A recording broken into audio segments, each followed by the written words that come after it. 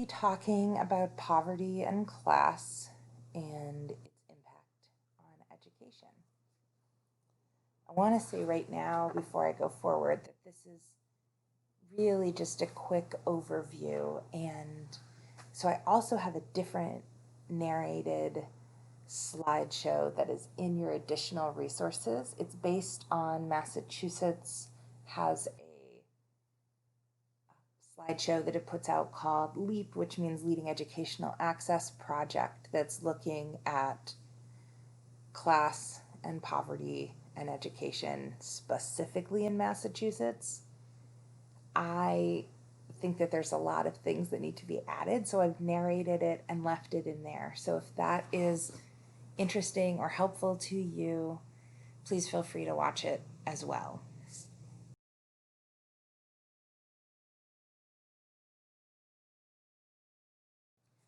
So, just some quick facts about poverty, which is that 21% of all kids in the US live in poverty. In Vermont, it's 11.1%. And an additional 22% of kids live in families that are considered low income. And in 2000 to 2009, because obviously we don't have the 2010 or 2020 census results, so this was from those two censuses, the childhood poverty rate increased by 33%. It's going to be interesting to see sort of what happens with this latest census results. The rates have been varying, but as we know, 2010 was pretty soon after the 2008 economic crisis, and this census was happening as a lot of people have been losing jobs or hours to COVID. So we'll see. It'll be an interesting fact. So in the past 25 years, the income in the lowest fifth of population, so I'm not clear why they're measuring by 20%. Usually we measure by quartiles, or 25%, but the income in the lowest fifth increased by 7%, and in the highest fifth it increased by 63.5%, which means that that gap, as most of us know, is increasing.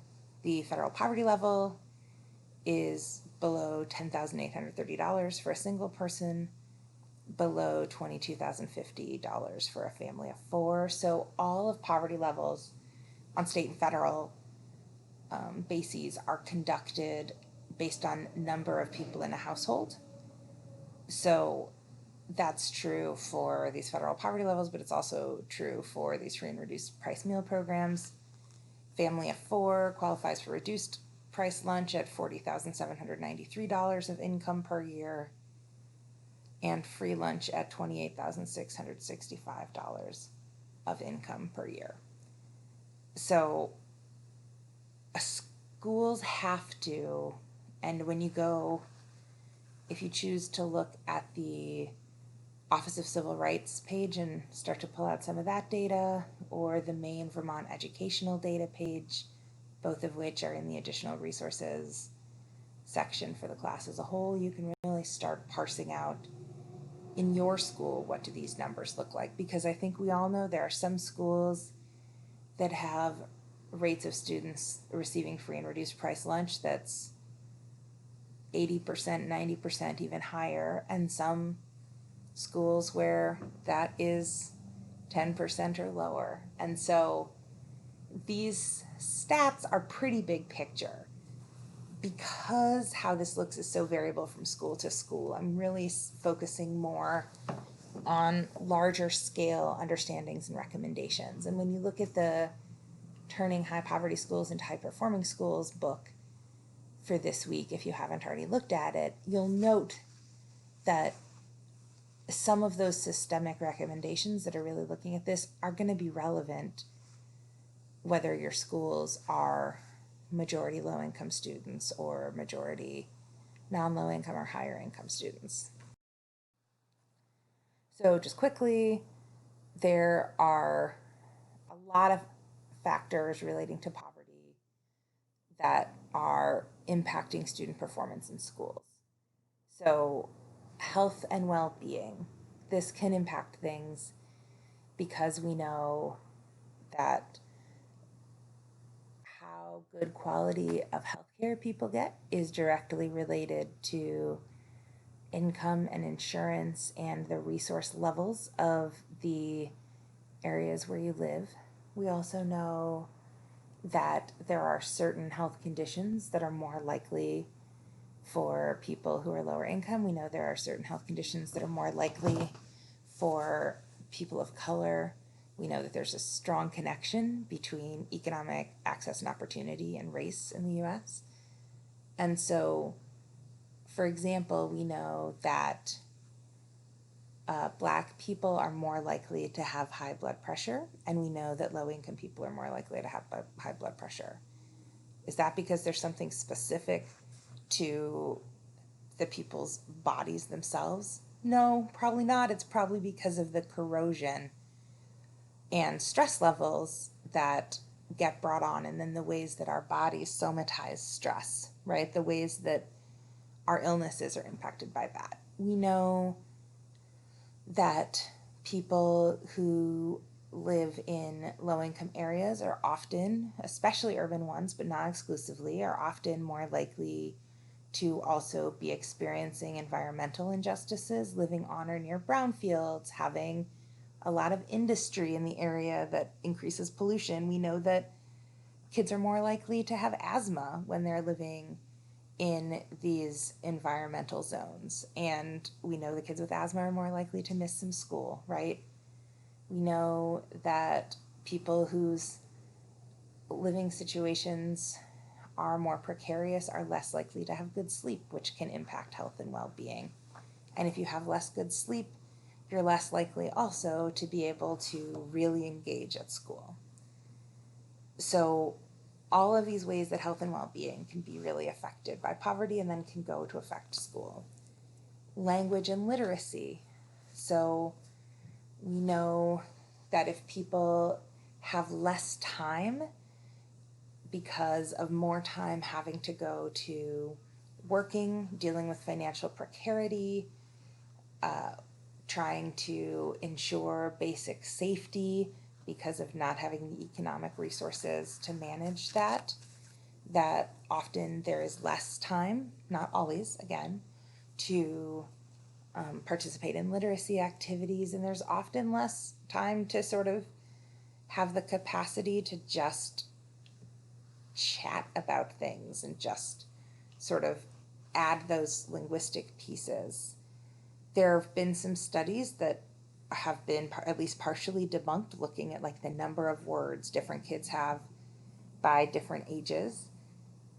You feel free to watch the other video for a little more information on that if you haven't heard about them. But we also just know that literacy is a whole life skill, right? And having things reinforced takes sort of time and capacity that often living in poverty also takes. Material resources. Who has books? Who has tablets? Who has laptops? Who has the ability to go out and buy something last minute for a project? Who has the money for everyone to have their own spaces to really be working on their things?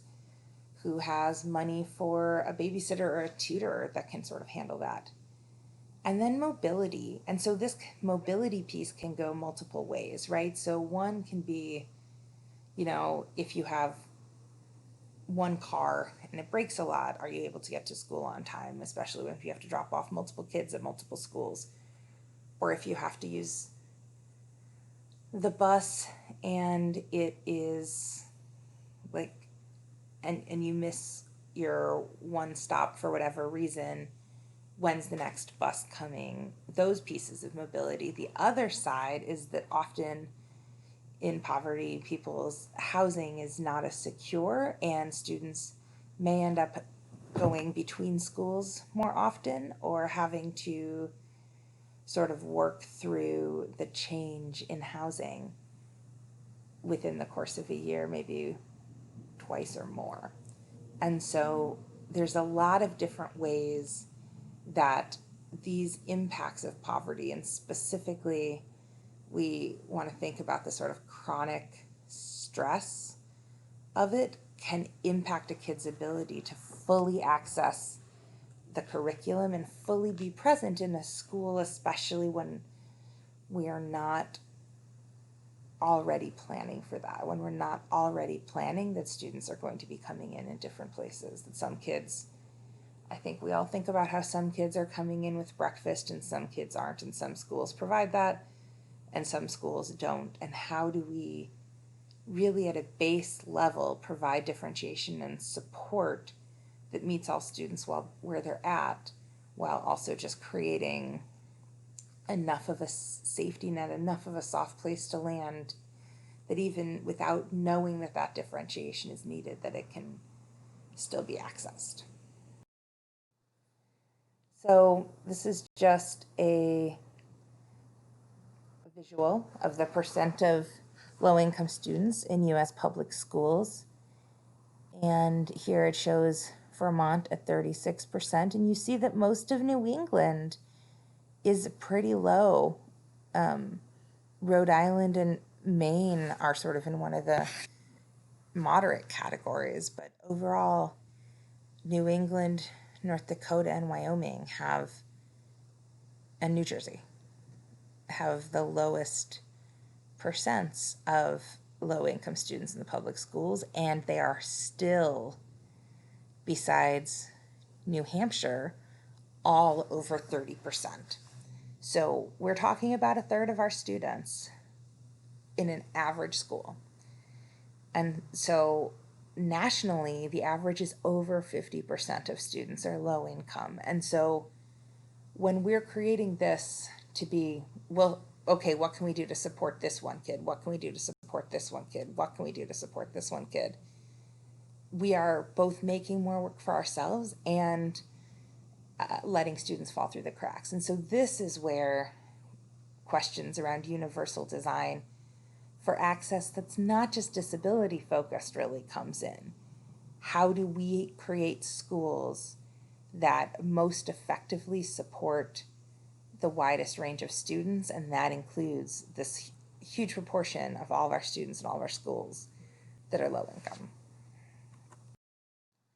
So there is this article by Paul Gorski from 2007. It's from Teaching Tolerance. I put the visual of it if you want to look it up, that talks about class in schools. And I'm just going to read this quote directly. Regardless of whether a child living in poverty wants to learn, regardless of whether she's determined to make the best life for herself, she must first overcome enormous barriers to life's basic needs, the kind of needs that middle-class people, including most professional educators, usually take for granted. Access to health care, sufficient food and lodging, reasonably safe living conditions. We must remember that in almost every conceivable way, the very structure of the U.S. education system denies students in poverty the opportunities and access it affords most other students. And so this is a real question for us, right? We're schools. We are at our current state not able to give everyone health care. We're not able to give everyone lodging. We're not able to give everyone safe living conditions. And so what does that leave for us? What does that offer us as educators to not be denying students in poverty opportunities and access? He has some recommendations. And so he's talking specifically not just about how do we specifically support low-income students, but how do we work against classism in classrooms? So that classism can be coming from our sort of subconscious expectations, like we've talked about with like implicit bias, which doesn't just happen on race. How does it happen in terms of structural impediments to learning, structural expectations of students, and how does it happen in terms of literal resource allocation? So his first recommendation is to give students from poverty access to the same high-level curricular and pedagogical opportunities and high expectations as their wealthy peers. And so this question of high expectations comes up a lot. We think about that Hattie meta-analysis that I know so many of us have seen that look at what really impacts students' success in the classroom, their outcomes, and seeing themselves as learners is one of the very top characteristics, and teachers seeing them as learners is one of the very top characteristics. And so what do we have in our own toolkits as educators that lets us see each student in our classroom as a learner? How do we shift our mindset? Because I think for all of us, there are some kids who it's harder to see the work that they are doing, the successes that they are having, the ways that they can differentiate from productive struggle and unproductive struggle. And so, how do we help ourselves as educators see them as learners? And then, what have we done and what can we do to help make sure that all of our students understand their own abilities to learn, right? And students who are not getting that messaging from the culture as a whole need it more from us. Students who don't get to hear by just the ambient noise of the world around them that they can learn, that they are learners, that they have those skills, that they can keep working and figure it out. What can we do to sort of neutralize those outside messages and build the understanding of themselves as learners? Gorski then suggests that we also need to talk about classism, teach about it, teach about consumer culture, the dissolution of labor unions, environmental pollutions, other injustices disproportionately affecting the poor, preparing new generations of students to make a more equitable world. So I think that this can really be broken down to sort of exposing, helping kids think beyond the first level of something. And do I think that this means that we like take our kindergarten classes and necessarily talk to them about the history of labor struggle and, you know, the Citizens United decision or any of that? Not necessarily, but I do think that helping teach kids about how to think through things, about the fact that yes, we are all agents in the world, we all have a voice and we all have power, but that sometimes it's going to be harder to speak up, to use that voice, to utilize the power to create something else because of systems. Like what is environmental pollution look like if we're teaching it in a way that looks at questions of power? If we're not just talking about littering, but we're also talking about where a bus is idling and increasing asthma rates. How do we teach kids that like your own neighborhood matters, and even if someone ever tells you it doesn't, it does, and this is how you can talk about it. Keeping the material relevant for kids. Keep stocks of school supplies, snacks, clothes, and other basic necessities handy for students who may need them, but find quiet ways to distribute these to avoid singling anyone out. This is pretty self-explanatory. It's that second part that can be so hard. This is what I was talking about in the last slide, how do we create that balance of universal access and differentiation? How do we break away the stigma of utilizing the resources, make sure that there are enough resources for the people who need them, make sure that the people who need them are able to get them, and that shame and stigma doesn't stop them from getting them. Develop curricula that are relevant and meaningful to our students' lives and draw on their experiences and surroundings. Just talked about that. Fighting to get our students into gifted and talented programs and to give them other opportunities, usually reserved for economically advantaged students, to keep them from being assigned unjustly to special education. So with this, I really recommend looking at that OCR site and also looking at the Vermont Department of Ed site and checking out who are the people in your gifted and talented programs, your AP classes, your honors classes. We don't do as much like official G&T programming, but who's getting sort of pulled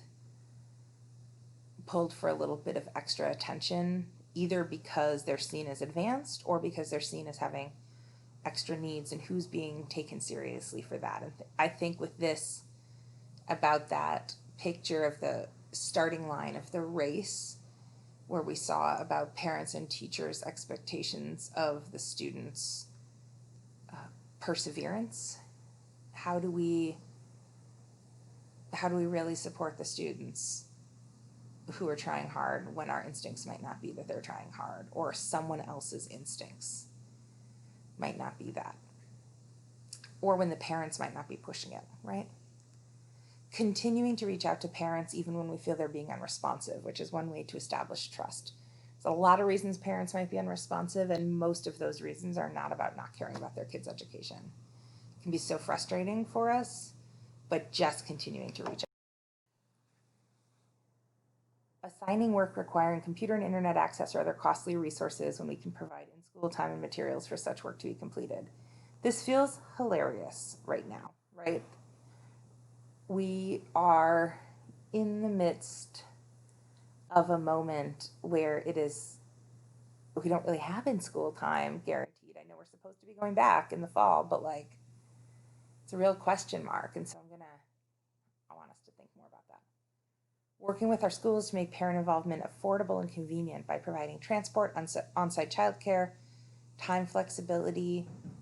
What does parent involvement look like at your school? We know that parent involvement can be really, really essential. We know that some parents, especially parents who had experiences where they were seen and valued at school, are going to feel more comfortable coming into schools to then advocate for and support their kid. So how do we make it so that these opportunities are accessible to more people? Do we have only a parent advisory group? Are there specific ways that we're also getting parent feedback? Do we have individual teachers that are maybe a second grade teacher who had a great relationship with a parent? Does that teacher keep talking to that parent throughout their time? Is there some sort of formation of that?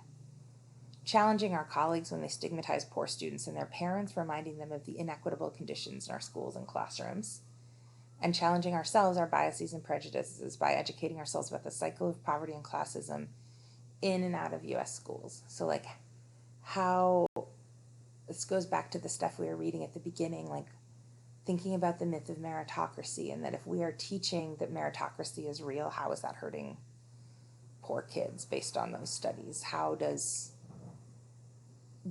can we change our framing and change how we talk about it and change how we think about it to not be replicating this idea that the best kids rise to the top, and if they didn't rise to the top, they're probably not doing the best, right?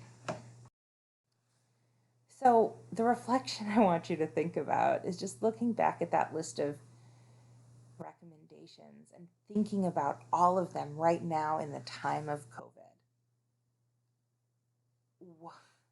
What can we do as educators to try to work against classism and to support low-income students within our classroom communities when we don't even necessarily have classroom communities right now? And if we do, next year it's going to look different than usual. Probably there will be, who knows, but likely there will be at least some portion of the year where at least some portion of our students are learning remotely. And it doesn't seem like we're going to eliminate poverty between now and November, you know? So just reflect, and again, I'll respond if you ask me to, on where this leaves us. Reflect on what you think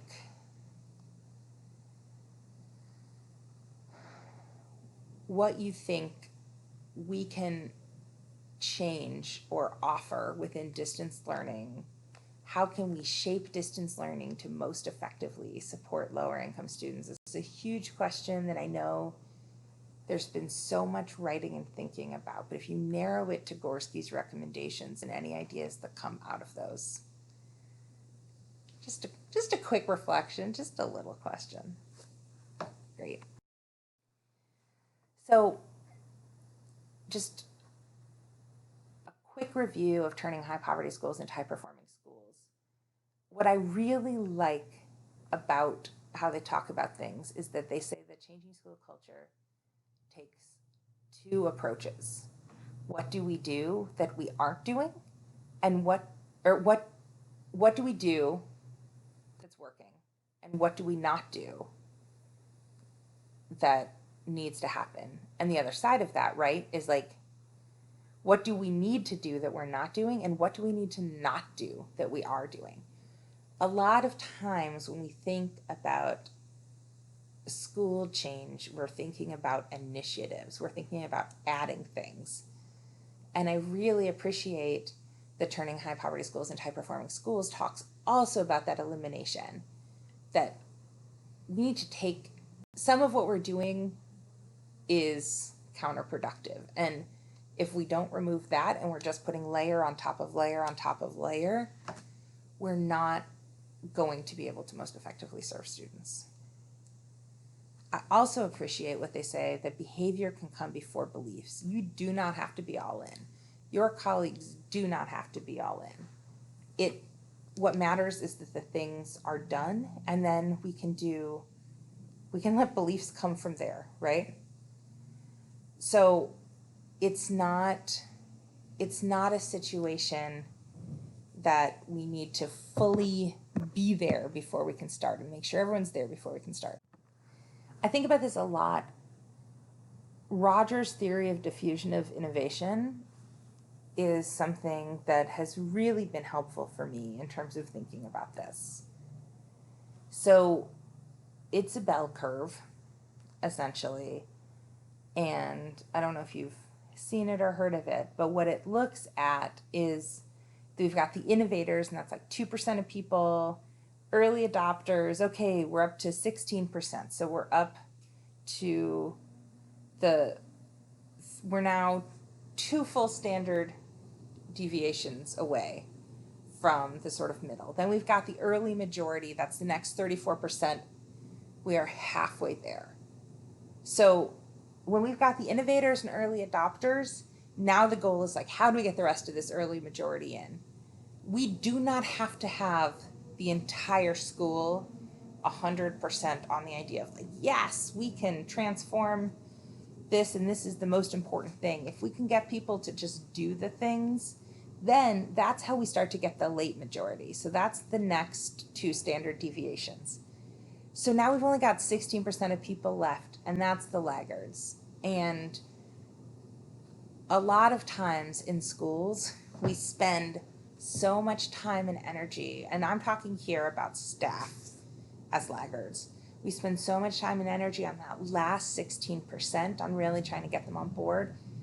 And Zaretta Hammond, who wrote Culturally Responsive Teaching and the Brain, which is an incredible book that's in the book recommendation section, she says that if we spend all of the energy on the laggards, then we are giving that so much more power, right? Like we are creating their sort of framing as the school culture. And so our role is to create a school culture that the voices are voices towards equity, and that the focus is on getting that late majority over, not on trying to pull the laggards. The laggards can either get on board with the behavior and never get on board with the beliefs. That's fine. We don't care. They can decide to leave the school. They can decide to, sort of reluctantly shift their teaching. It doesn't really matter so much as it matters that we can create a school where the behavior, you get new teachers coming in, and their behavior is going to be shaped by the majority expectations, not by the laggards' expectations. And that sort of fight is over, right? So that is not the ongoing debate of like, which direction is the school going to go. And then also the idea that at the core of everything is relationships, relationships between students, relationships between adults and students, relationship between adults and each other, relationship between admin and teachers. And so really thinking about how we build relationships across power differences. And so they use a process that looks at getting started, gaining momentum, sustaining gains, and refining. So when we're getting started, it's clear this is important. People are now aware of their counterproductive mindsets, practices, structures, or policies. This is the eliminating portion, right? People acknowledge the need for change, the status is understood, people share a vision for improvement. So not just that improvement needs to happen, but a general sense of what that could look like. And then we choose the implementation strategies and staff prepare to begin. This getting started process is not a 2-week process, right? This can be a year or two. It's urgent, but it also has to happen carefully. And then we gain the momentum. People are empowered. Barriers are being removed. Implementation is becoming routine. That routineness, the ease of it, that part is really key. Commitment's increasing, progress is monitored, we're getting some initial gains, we're celebrating them. But then how do we make sure we stay into this sustaining gains and refining, right? So we've now eliminated things. We have these new mindsets and policies and structures and practices. They're normal. This is how we are. It's our daily practice. How do we stay there? Like, how do we not slide back? And how do we make these refinements and continue to collaborate? How do we not just be like, well, did it, poverty's fixed in our school. How do we sort of keep that going? So whether you've read the chapters from High Poverty, High Performing or not, these I just wanted to highlight as some of the things that we want to really be thinking about here. All right.